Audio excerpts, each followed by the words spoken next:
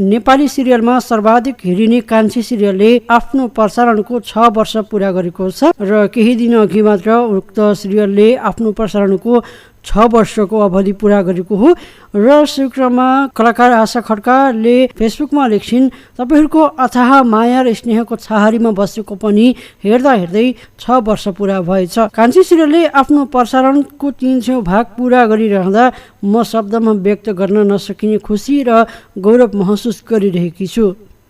म प्रति तपाईहरूले देखाउनु भएको यो अटुट विश्वास र सिरियलहरूको प्रति मेरो लगाव नै मेरो यात्राको सबैभन्दा ठुलो ऊर्जा हो।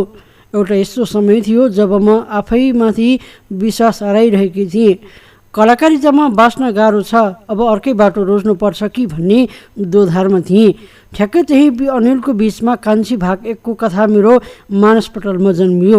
डर र आशंकाका बीच सम्पूर्ण टिमको साथ लिएर यो कथालाई पर्दामा उतार्ने साहस गरेँ।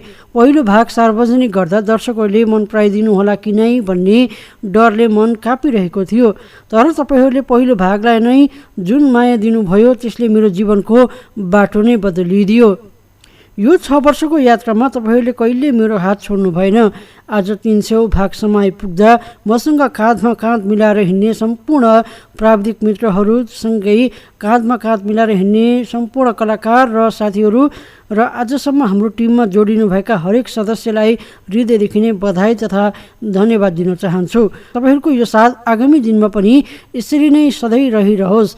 म सधैँ यहाँहरूप्रति कृतज्ञ रहनेछु भनेर चाहिँ कलाकार आशा खड्काले गत शनिबार एउटा पोस्ट सार्वजनिक गरेकी थिइन्।